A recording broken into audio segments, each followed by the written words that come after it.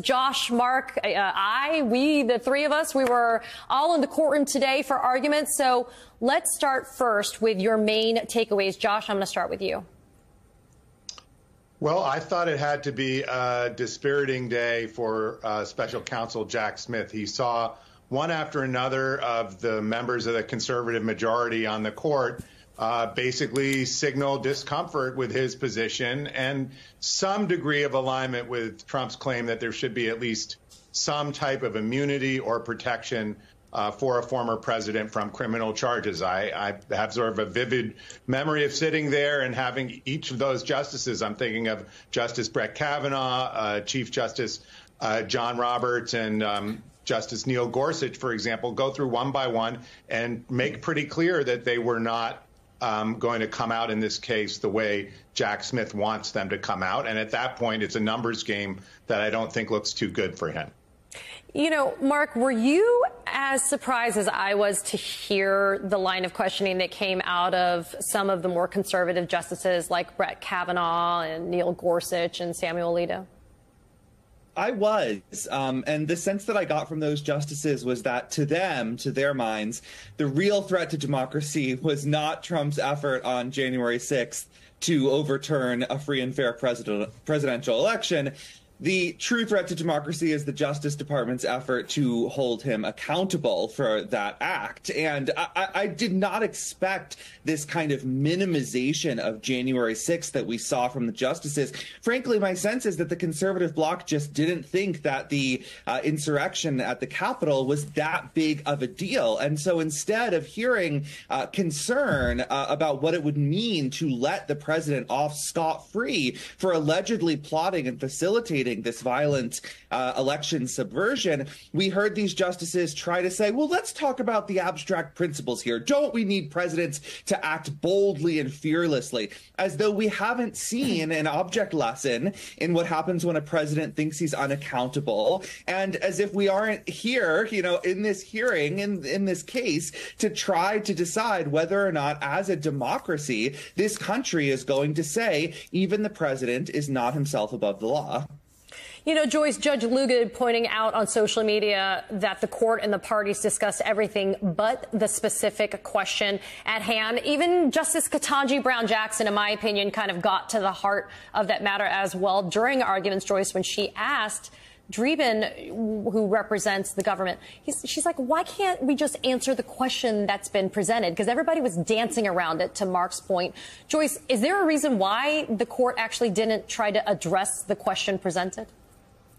So this was an unusual argument in a lot of ways, Katie. Not only did they have trouble coming to the point of the question that they themselves wrote for this argument, they also had a lot of trouble talking about Donald Trump. This was a court that was very focused on the impact that whatever decision they reach would have in the future and on future presidents, and really not particularly interested in talking about Donald Trump. You know, you and I have both been around a lot of criminal appellate arguments, and I don't think I've ever had an argument that didn't focus at least in part on the defendant and his conduct and how the ruling would impact him. But here that didn't seem to be the focus. The court was supposed to take up the issue of whether the president had immunity from official acts, and if so, what the scope of that immunity was. And instead, we were far afield and all over the board. Everything from this issue of whether presidents had to be specifically included in a criminal statute before they could be prosecuted. On the other hand, to whether or not, you know, presidents' personal acts could be prosecuted, which was something, frankly, that Trump's lawyer conceded up front. And so why that was ever on the table was very confusing. But Justice Alito had proposed this alternative test, and the conversation really went far afield. It was a very messy argument. You know, Peter, take a quick listen to what Jamie Raskin had to say on how things went at the Supreme Court today. There are politicians who are not even subject to popular election, unlike me. They should move the Supreme Court over to the RNC headquarters because they're acting like a bunch of partisan operatives. I mean, Peter, this is not the first time we've heard criticism that the highest court in the land has been hyper-politicized. Considering the substance of the arguments today, does this particular case kind of, raise even more questions about the credibility of SCOTUS? Well, it'll certainly create a lot of concern and conversation about it, and it'll create some criticism, as the kind you just saw from Congressman Raskin. Let's go back and look at history for a second. When the Supreme Court was presented with the question of whether Richard Nixon could withhold the tapes from the Watergate special prosecutor, the Chief Justice at the time, Warren Burger, thought it was important enough that the court would speak with a single voice. He forged an 8-0 unanimous verdict because he didn't want there to be a perception that there were differences depending on partisan backgrounds and who might have appointed you and all that kind of thing. Similarly, when the court was presented the question during Bill Clinton's presidency whether a president should be immune from a civil lawsuit, in his case a sexual harassment lawsuit filed by Paula Jones, the court again spoke with a single voice, 9-0. It said, no, a president doesn't have immunity from a civil lawsuit. Here what we're looking at is the potential for a split verdict, a 5-4, 6-3 kind of verdict in which the conservatives are largely on one side and the liberals are largely on the other side, which will, of course, then encourage the notion that this is just ideological, it's just partisan, it's just political, it's not really a detached view of the law, and therefore will not have the same power that those previous verdicts had. And I think that's the danger. And I think Chief Justice Roberts, who has historically expressed concern about the credibility of the court as an apolitical institution, faces another challenge here as we watch to see what kind of a ruling they come back with. Josh, I wanted to ask you something that I picked up on, and I want to know if you heard it. There was some conversation, albeit minor, about Section 1512, and this idea of the definition of when somebody in a defendant state does something corruptly. We've heard this applied to the January 6 rioters and the prosecutions of them, but we also know that that dovetails with the prosecution of Donald Trump. Did you pick up on that and the fact that it sounded maybe a little bit ominous about the future of those prosecutions, including that of Donald Trump? Right. Well, as you know, Katie, we have a related issue there involving those prosecutions that's already pending in front of the court, was already argued. Today's arguments on the Trump case were the final arguments of the term. And it sounded to me, based on the comments of Justice Neil Gorsuch, who I think you may be alluding to, that the court has kind of made up its mind that there is a problem with using this obstruction charge in connection with the events of January 6th.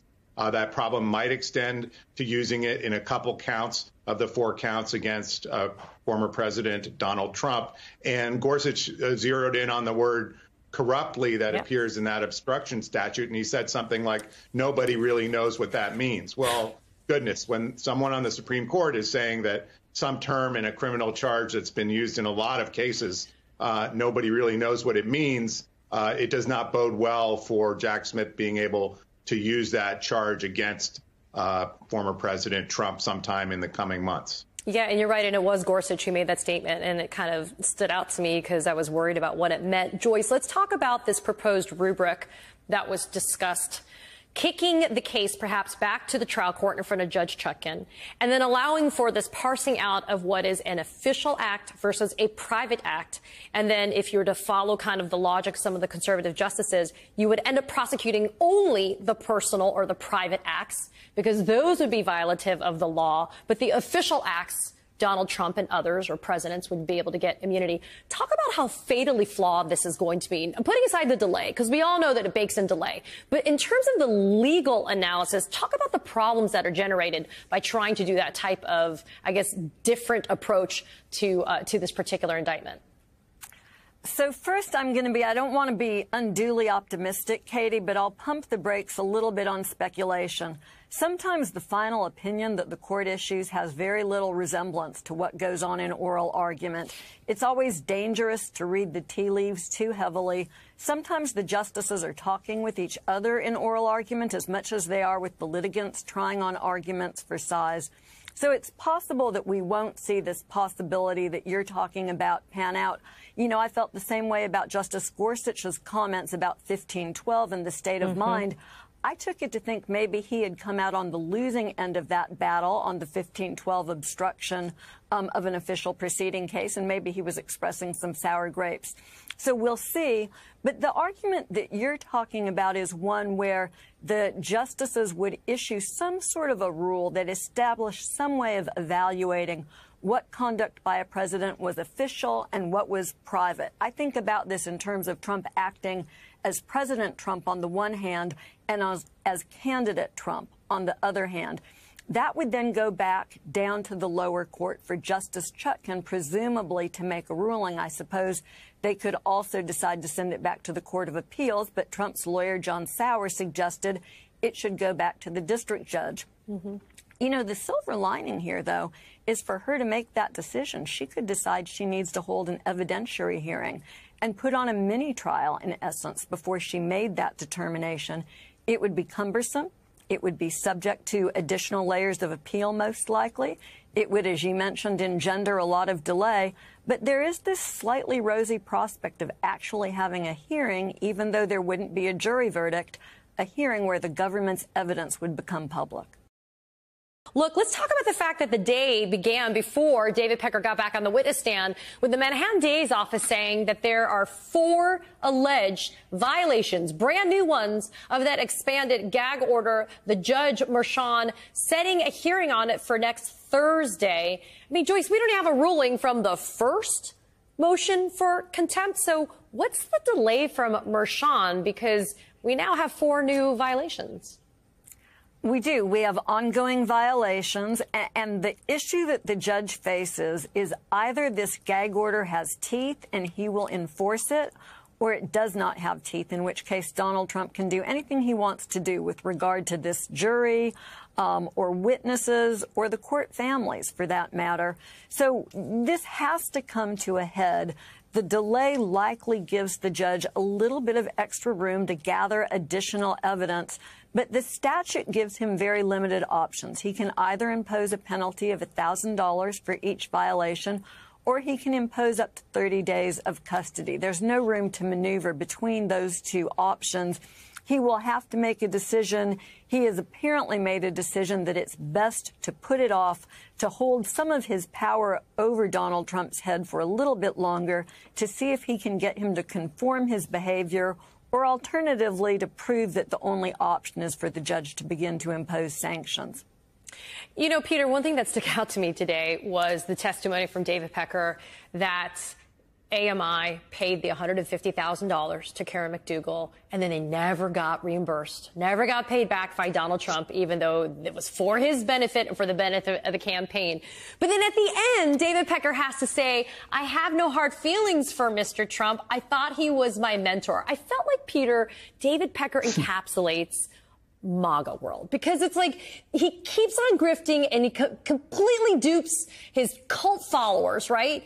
But then they sit there and they still pay homage to him. Talk about whether or not you think that this trial, even so far, has been moving the needle in any way in terms of public sentiment when it comes to Donald Trump. Yeah, you know, it reminds me of a story I was told once by a New Yorker whose parents worked for Donald Trump as contractors. And we all know that Donald Trump wasn't always very good about paying the contractors. And I said to this person, well, did he pay your parents? He says, no, he didn't. My parents, this guy said, I had to sue him to get their money. I said, okay. And they get it. Well, he got 50 cents on the dollar back. And then the guy said, but you know what? They voted for Trump. I said, well, why would they vote for Trump if they believe he cheated them on their money? He said, because, well, if he cheats us, he'll cheat everybody else on behalf of America. He'll cheat the rest of the world on behalf of America. So there is a sort of interesting, view of him as somebody who is able to, manipulate the system, work the system, bypass the system, whatever it is, that seems to earn respect on the part of people who admire him. And it's kind of curious to in a lot of ways, it wouldn't be something you would expect. And yet somehow he has managed, despite all of the examples where he has, in fact, tried to run around the system and cheat in various ways, that hasn't actually hurt the base core support he has. So I don't think that his base is going to be all that troubled by what they're hearing. They know most of these facts. Most of these facts have been reported before. I think a lot of people, even people who like him, assume they're all more or less true. And the only question is, okay, are they illegal? Does it match the crimes as outlined by Alvin Bragg? Does a guilty verdict change anybody's mind? But the facts of the case as they're being presented by the prosecution may or may not be enough to change public views, because I think a lot of people assume that Donald Trump has done a lot of these things, and they either care a lot and they think it's outrageous, or they don't care and they think that he's being persecuted here. And, Josh, to Peter's point, does the evidence fit the crime? I mean, the burden of proof is always going to be on the prosecution in a criminal case. Do you share any concerns, Josh, like some others have expressed, that, the misdemeanor crime exists, the falsification of the business records, but to elevate it to the first-degree felony that it is, the Class E felony that it is, are you hearing enough? Because I'm hearing the common denominator kind of messaging from David Pecker, which is everything that was done, the catch and kill, et cetera, was done to benefit the campaign and not Donald Trump personally. Right. I think that might have something to do, Katie, with why we're hearing these nice comments about Pecker from the former president. If he can somehow get jurors to have the feeling that these payments took place because of personal warmth between Pecker and Trump, or the fact that they had been friends for a long time, that does start to undercut the case somewhat. So we'll see as the cross-examination continues here, whether Trump's defense tries to bring out more of that possible motivation here, that they've been friends for a long time, and that maybe AMI and Pecker might have done this sort of thing to help Trump, even if he wasn't running for president, because it sounds like, based on the practices of AMI and Pecker, that this is the kind of thing that they did for various celebrities at different times. And, Mark, David Pecker already announcing that he's there pursuant to a subpoena to testify, so he's not there voluntarily, one. Two, we did hear today, though, something that was surprising, right? We heard that David Pecker / AMI getting a non-prosecution agreement with the Manhattan DA's office and the New York County DA's office. So, Mark, talk about a little bit about what you think the impact might have been on the jury hearing that AMI got one of these kind of pass, get out of jail free cards kind of thing, because he's giving this testimony and the cooperation he gave to the SDNY a few years ago.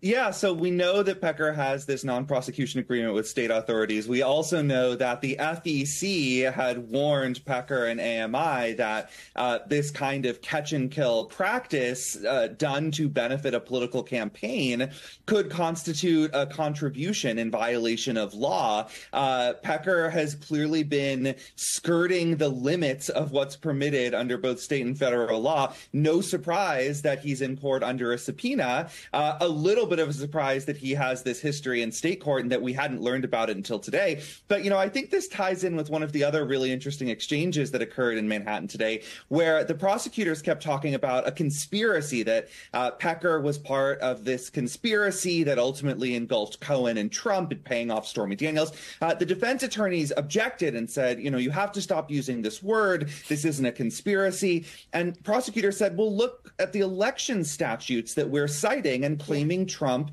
attempted to violate. They use the phrase conspiracy, so it's perfectly legitimate for us to use it.